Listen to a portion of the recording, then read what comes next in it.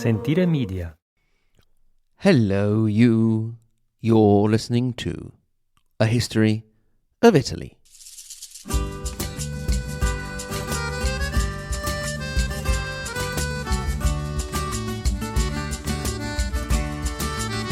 Episode 154, Trentino Alto Adige, up to the year 1509. E così ritorno su, lascio I colli nelle valli, tra due salici piangenti, io ritrovo la speranza di un amore che ormai fu. I would like to make a special unusual dedication of this episode about her homeland to listener and friend Amanda D., who is going through a struggle at the moment. Amanda, may you fight with the spirit of the farmers of the rustic war of Trentino you so admire. In our continued touring of Italy, we have not often gone further north than the Duchy of Milan, except of course to visit with the Holy Roman Emperors. There is, however, a part of modern-day Italy, a region we Italians go to when we want to have a nice walk in beautiful mountains, do a little bit of skiing, or, in my case, falling on your bottom, or experience wine and cuisine that has an interesting mix of Italian and Germanic flavour to it. That region is known today as Trentino Alto Adige. Alto Adige, or High Adige River, being the name we give to the northernmost part in Italy, while it is known as Südtirol in German.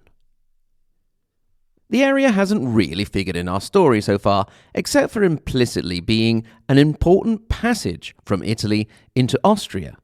But it will become rather important, especially during the 19th century process of Italian unification known as Risorgimento.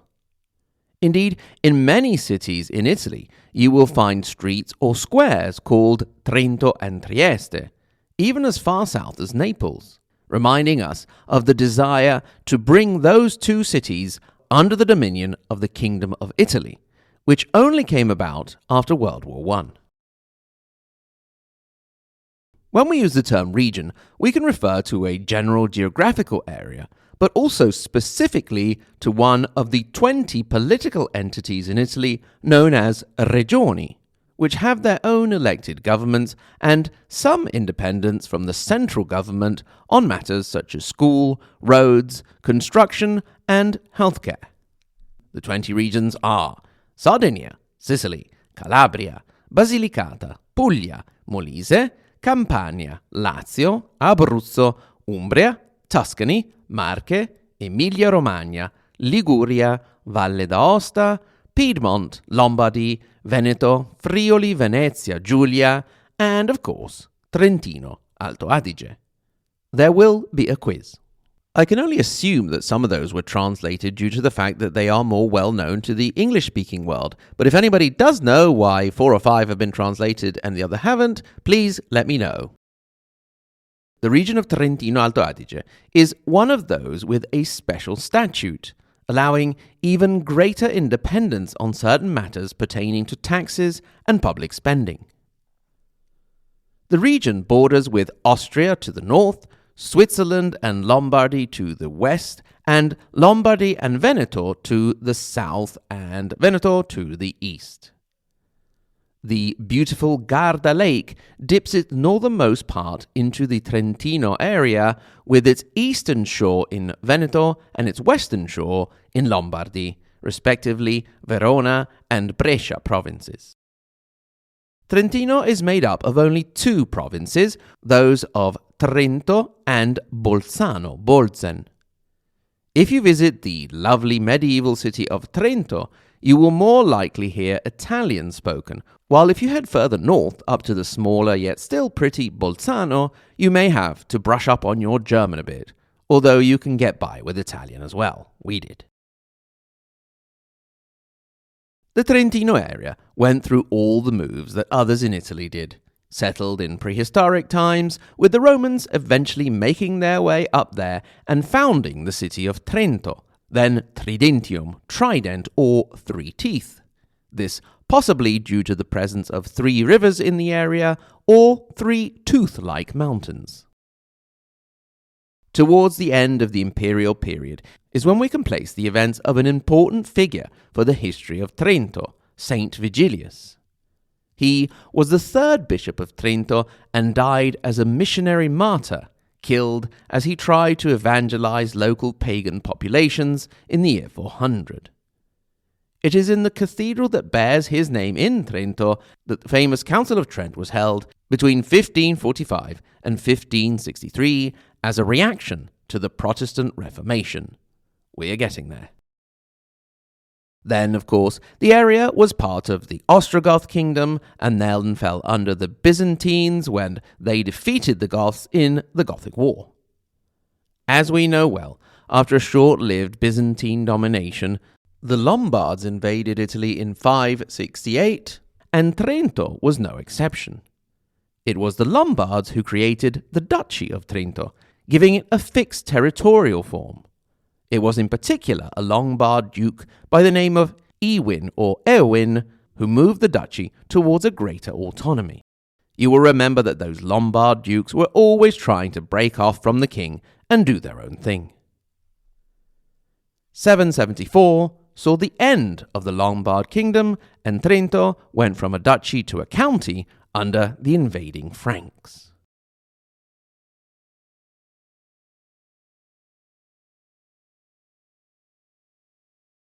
So the new county of Trento went through the whole Frankish period of the Kingdom of Italy until, under the Ottonian Holy Roman Emperors, the history of the Bishop Counts of Trento started up. In particular, Holy Roman Emperor Henry II had his beef with Arduin of Ivrea, the would-be Italian king whom we spoke about quite a while back in episodes 27 and 29. Henry was helped by the Bishop of Trento, Ulderic I, who, as a reward, was made a prince. So the start of the Principality of Trento is supposedly the year 1004, although the first official document dates to the 31st of March, 1027, when Conrad II named Ulderic II Prince of the territory of Tridentium in Brixen. So, the bishop attained the rights to exercise all public functions such as tax collecting and administration of justice, except for the death penalty. The position entered into its full power under Ghebardo, the Chancellor of Holy Roman Emperor Henry V. After a spat with the citizens in 1111, the Patti Ghibardini set out the relationship between the bishop-count and his citizens. Another big name in the history of Trentino was that of Bishop Federico Vanga, who came to power in 1207 and ruled until 1217. To this day, if you visit Trento, and I do recommend you do, and you will find a tour done by me on the Voice Map app there, you can see the impressive walls that bear his name right near a really good German-style pub. Two birds with one stone. The Mura Vangiane are the walls in question, not the pub. He also made progress on an admin level, collecting up all the existing laws and codes in the Codex Vangianus. Some limitation to the power of the bishop counts meant that the counts of Tyrol to the north could encroach on their power. Indeed, there was a secularization of the principality over the 13th century, but then the bishop counts, thanks also to some lucky family connections, were back in the saddle in the first part of the 14th century. In the latter part of that same century, particularly starting in 1361, the northern Tyrol area fell increasingly under the influence of the Habsburg dukes of Bavaria, and the southern Trento area became a vassal state to them. In 1390, the bishop prince at the time, Alberto, died and George of Lichtenstein took his place. The new bishop tried, without much success, to increase his independence from the counts of northern Tyrol. However, he mostly succeeded through a rather harsh rule and high taxes in annoying his citizens who rebelled in 1407, led by a Rodolfo Bellinzani. The bishop was forced into exile and Bellinzani was declared Capitano del Popolo, captain of the people, and a communal-style statute was promulgated. This coming about a few centuries after the whole commune business had kicked off and started to disappear further south as the communes gave way to the signorie. The bishop, with the help of the Habsburg troops, was able to take back power in 1409, and Rodolfo Bellinzani died on the battlefield. But not in vain. Indeed, many aspects of the statutes were left in place. Things didn't go a whole lot better under the successor of George of Lichtenstein, Alexander of Mazovia, nephew to the King of Poland, who made another attempt to move the Trento area away from the Tyrol area and closer to Venice and Milan, but also managed to provoke a rebellion to his harsh rule in 1435. Once he was out of the picture, things fell into a big mess, with the emperor nominating a bishop who operated in certain areas and Pope Eugene IV and Venice pushing for another bishop prince who would have jurisdiction in certain other areas. Now, wait a minute, you may be saying. Venice? What are they doing here? Well, it is in 1411 that certain southern parts of the Trentino area fell under the influence of the Republic of Venice, without violence, since it was due to a complicated mechanism of succession. The areas were in particular those around Lake Garda, and they didn't do too badly under the business-minded Venetians, who in this period introduced the silk production industry, which would bring great wealth. The expansion continued with various methods, adding bits by treaty or by force. 1439 saw Venice use their newly acquired territory for a rather spectacular feat of military engineering, in which they took a fleet up the Adige River, across land, up mountains, down mountains, to get the fleet into Lake Garda to help relieve Brescia, which was under siege by the Visconti of Milan. Unfortunately, they ended up getting bottled up by a Milanese fleet which was already on the lake. Incidentally, if you visit Lake Garda and are curious about lake warfare, you will want to visit the castle in Sirmione, south of the lake, that is one of the largest walled lake ports in Europe. It was founded by the Della Scala family, whom we miss very much. The family of the Stairs, who for a time dominated Verona before being squashed out by the Visconti of Milan and the Republic of Venice.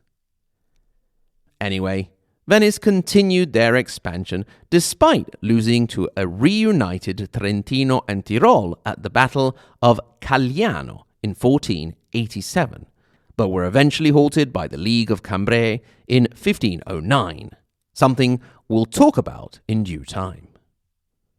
So, we have brought the northernmost Trentino area into our story, just in time to look at an event in the next century known as the Rustic Wars.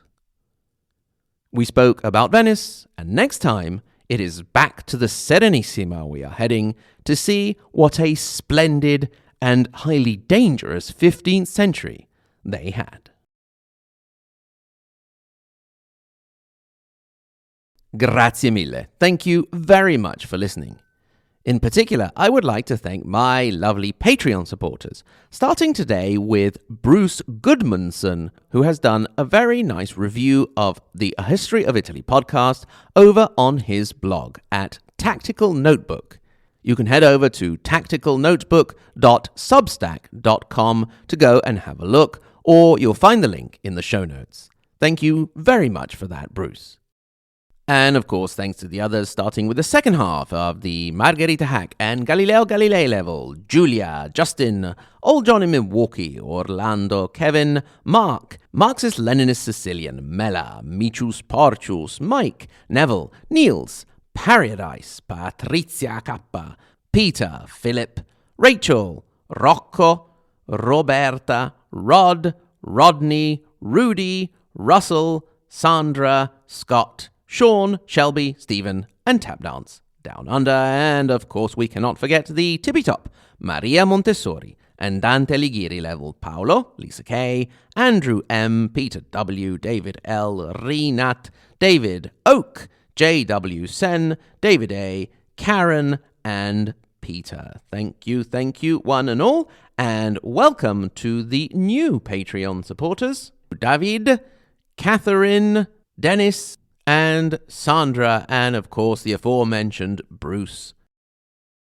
If, like them, you would like to have access to extra content, and this week we have a couple of things coming in, such as a new video, some new sketch episodes, and a news cappuccino, you can go ahead and become a Patreon over at patreon.com/ahistoryofitaly, or go to the A History of Italy website, which has had a bit of a cleanup, and go to the support page and click through to Patreon. If you just want to get in touch, you can go ahead and do so. hello@ahistoryofitaly.com, or once again, at ahistoryofitaly.com in the contact section, you can click through to the various social media. Once again, grazie mille, thank you very, very much for listening, and until next time, arrivederci.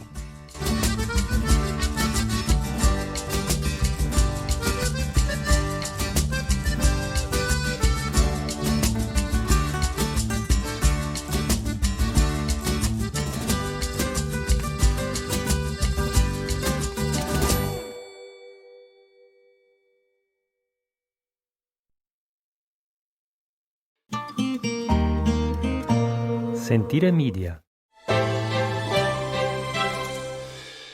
Hey, podcast producers and show hosts. Do you want to join a podcast network that celebrates all things Italian? At Sentire Media, we understand the allure of Italy and its unique culture. Our devoted team of hosts and producers are all driven by their shared passion for Italy.